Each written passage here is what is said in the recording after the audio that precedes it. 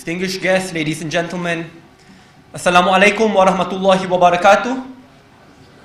Salam sejahtera, Tashehau, Yapidiyaraking Vanakkam. Usually when I walk on stage, I'll be much faster. Unfortunately, I just got discharged from hospital from an appendicitis surgery last Friday. So maybe less energy walking, but more energy into the speech. I was given a draft of a speech, but when I speak about youth empowerment, I prefer to speak from the heart. I like to start off by looking at the youth in the Muslim world today. If you look at where we are at, don't just look at one country, look at all the Muslim majority countries which we are in.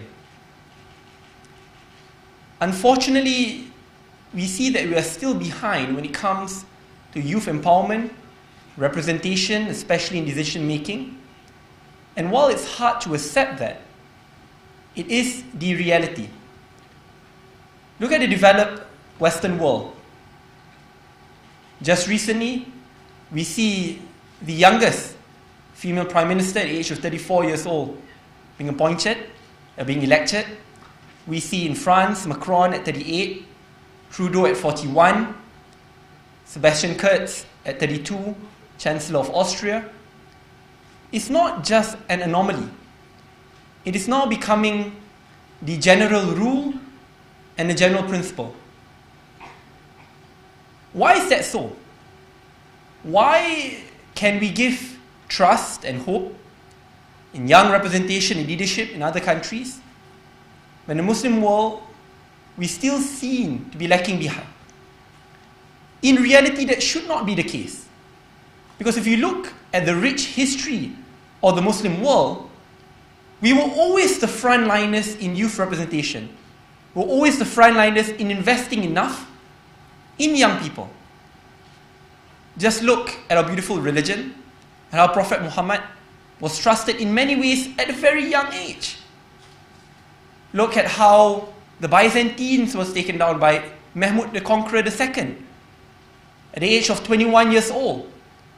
I can give you a list of young leaders who were entrusted with the opportunities and leadership and ended up creating history. So it's not something new.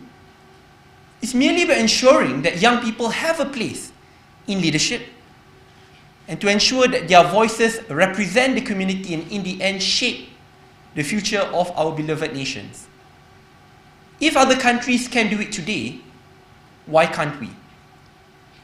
I always believe that nations who fail to hear, listen to the voices of young people are ones which will never be able to future-proof themselves.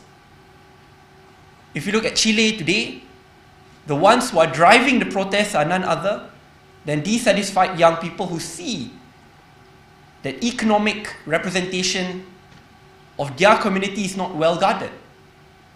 You look at Lebanon today, in which a transition still can't take place, and who are on the streets again. Vast majority are young people. Iraq, Hong Kong, and many countries across the world. Often, it is young people who will spearhead change and ensure immense progress for decades to come, or, if not dealt well, could also be the ones to ensure that the nation can fall in crisis. So I always believe that the youth can be this double-edged sword. But how do we ensure that the tip of that sword becomes an asset and not a liability? All countries, especially Muslim nations, must listen to the plea and cry of young people. When you listen to those in Lebanon, they want their economic voices to be taken into account. They want issues of cost of living to be taken into account. They want to ensure that they have jobs. These are basic things, but I believe at its core, these are youth issues. Because it's not enough to say that we listen to you, but don't give you a voice at the decision-making table. It's not enough to say that your interests will be taken care of, but in reality, when you look at those in leadership positions, all being 50 or 60 years older than us, it's not enough. Often young people have fresh perspectives to bring to the table. They want to disrupt. They want to ensure that the voices of their communities are listened upon. They don't want to just have a seat at the dialogue table. They want a seat at the decision-making table. And I believe this is in line with the diversity of leadership which is needed, especially in the Muslim world.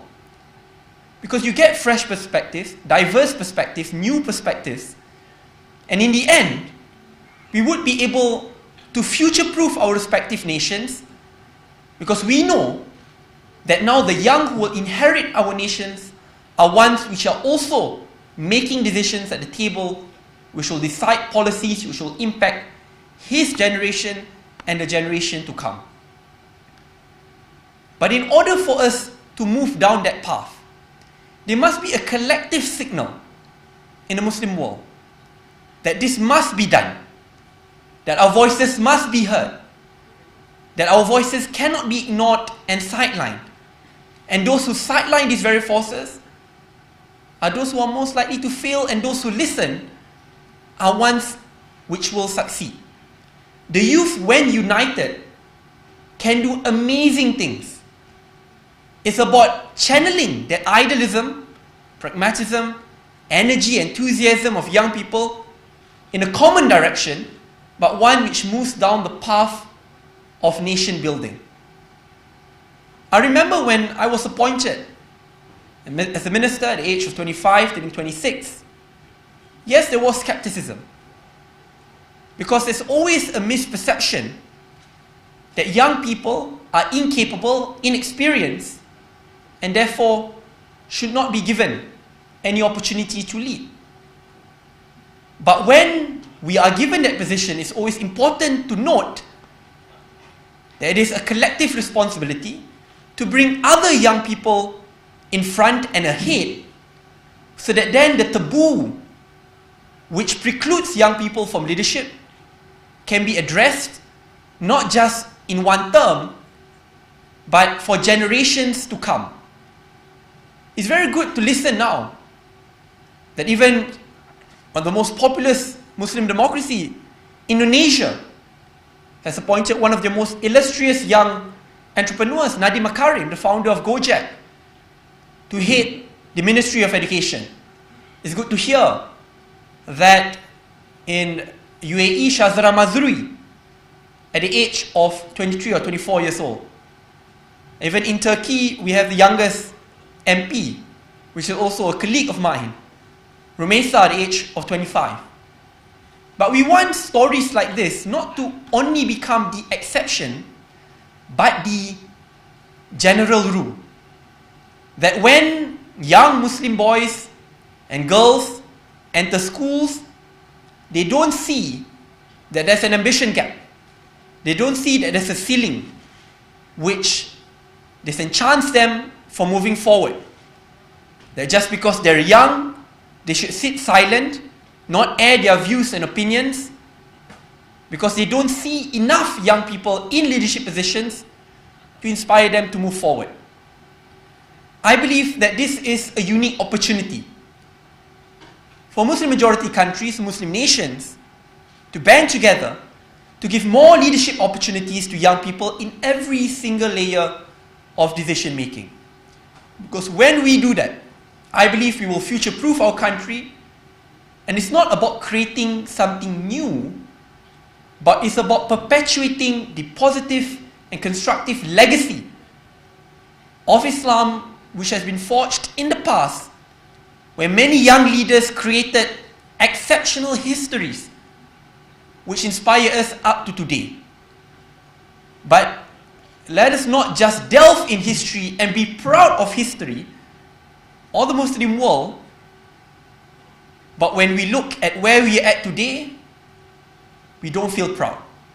In reality, it is the proud feeling of noting how Muslim history and Islamic history can inspire us today to do better.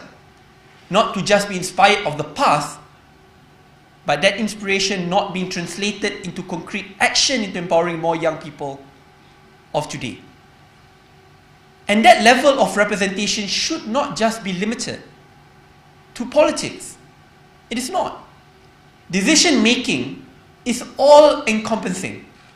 It moves into the corporate sector, public service, in every single way in which we can get more young people on the decision making table, we should strive to do so. When you have one person there, you should aim to have 10. And when you have 10, you should aim to have 100. If every single young leader in a particular position can carry another 10, slowly but surely we'll bring an army of young people in decision-making positions, which in the end will move the nation forward.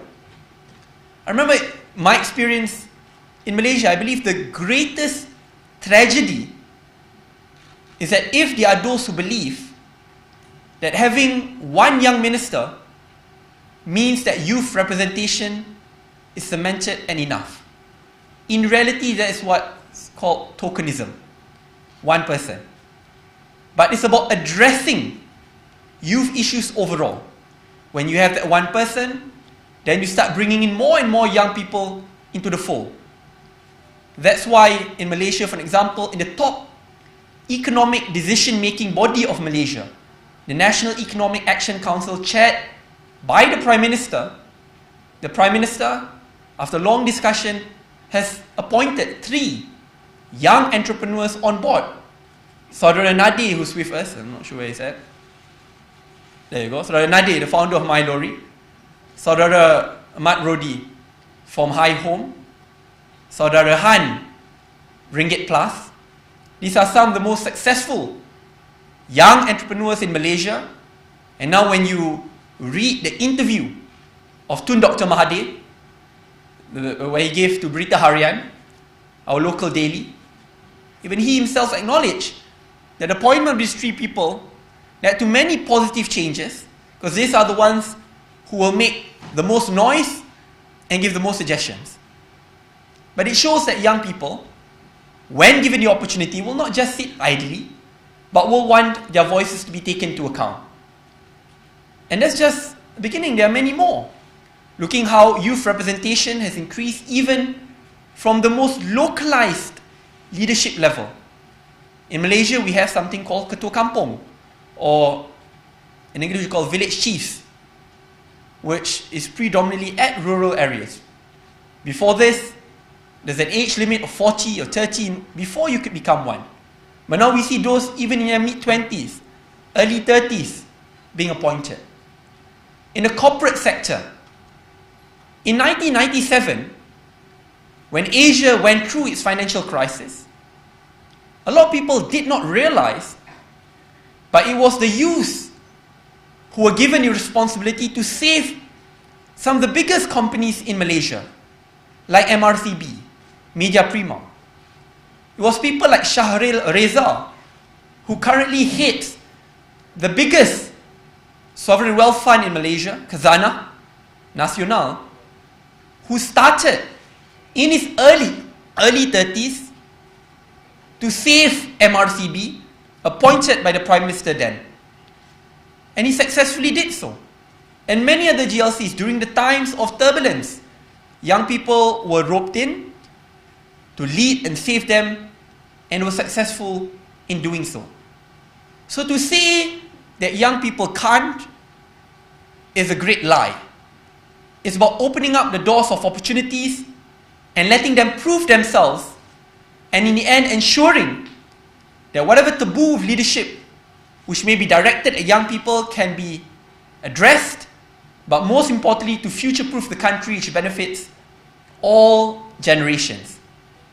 Every single Muslim country has their own sets of problems and own sets of solutions.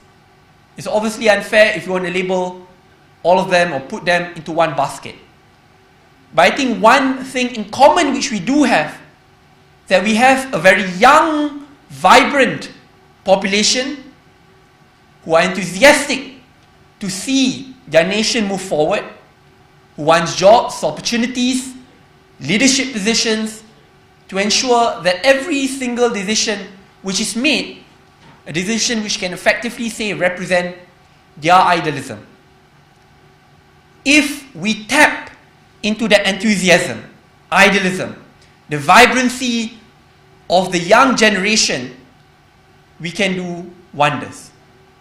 And I hope that when we go back to our respective countries in our own ways, we send that message. We are leaders of our own respective communities. Do not be afraid to speak up. Do not be afraid to push yourself forward. Do not be afraid to say that you disagree or that you agree, because know that your voice matters more than ever today. That there are those who seek to silence you and say that you don't deserve it because you're too young and experienced. In Malay we say bersabar, or the word patient there, but when I say patient, you must have that anger in you. But I say anger which is channeled in a more positive way, where you want to work hard and work innovatively and creatively to prove that person wrong, because the best way to disprove a particular perception is through action. And I believe if we all go down that path, we will be able to do wonders for our countries. It shouldn't just be a Malaysian story, an Indonesian story, a Turkish story. It should be a story which reverberates across the Muslim world, which cements youth representation and leadership. In the end, we are no longer just seen as leaders of tomorrow, but also as leaders of today. Thank you very much, everyone. I'm trying to see where I can put my, where I can use my talents and my contributions to actually help, like in whatever place I am in right now, to help my people. So that's what I'm looking for. Like especially since it's youth-based, we're all youngsters here. We all want to contribute in some way or the other. For the sector I want to work for is education. So I think that as a Palestinian or as let's say an Arab, being here, it can give me I can look up to the Malaysian example, let's say, of empowering the youth, of putting the youngsters young people in positions like minister, like in parliaments and everything. So to kind of get a wider idea, and if they can do it, why can't we do it? We took the first step. We challenged the power. We